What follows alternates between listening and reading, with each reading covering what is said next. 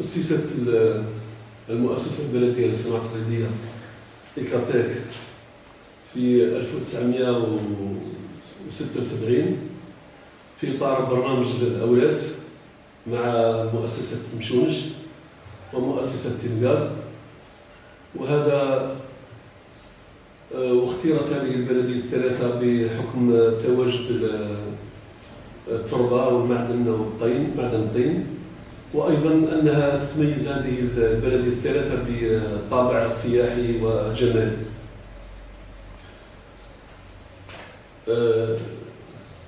لدينا 20 عامل في هذه المؤسسة، أغلبهم يعني منتجون،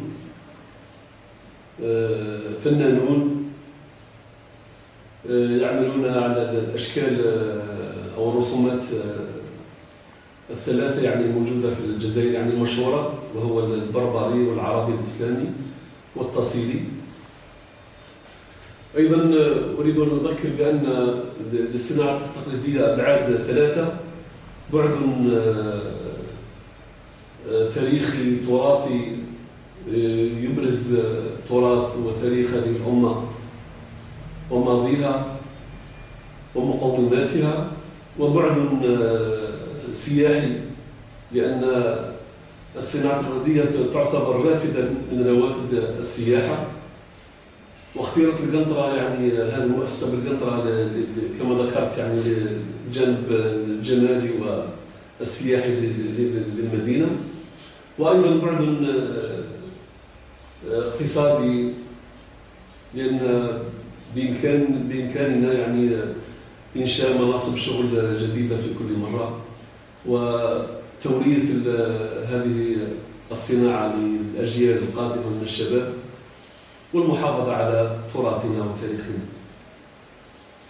بالنسبة للتسويق عندنا نوعين، يعني الجزء الأول وهو يتمثل في تجار، يعني تجار بالجملة يأتون يعني يوزعون المنتوج تاعنا على تقريب الجانب يعني شمال الشرقي يعني تاع الجزائر، قسنطينة حتى البجاية حتى البيرة، وأيضا الصحراء والغرب الجزائري. وعندنا الجزء الثاني وهو عندنا أرمقة هنا على مستوى المؤسسة، ثانيا يباع المنتوج للعائلات وللرحلات وللمرأة.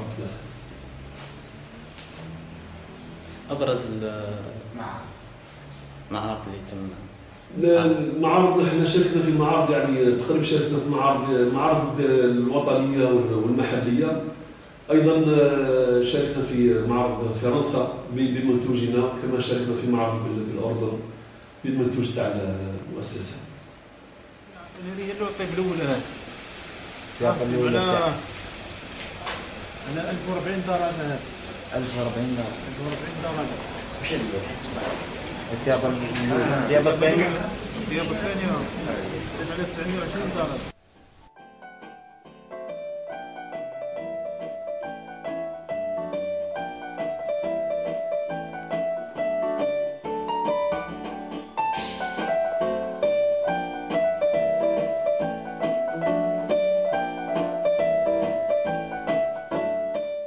ويبقى التاريخ ذلك المجهول، وتبقى الحضارة قائمة، وتبقى القنطرة شاهدة إثبات للحضارة ذاتها ولجمالها وحب الناس إليها.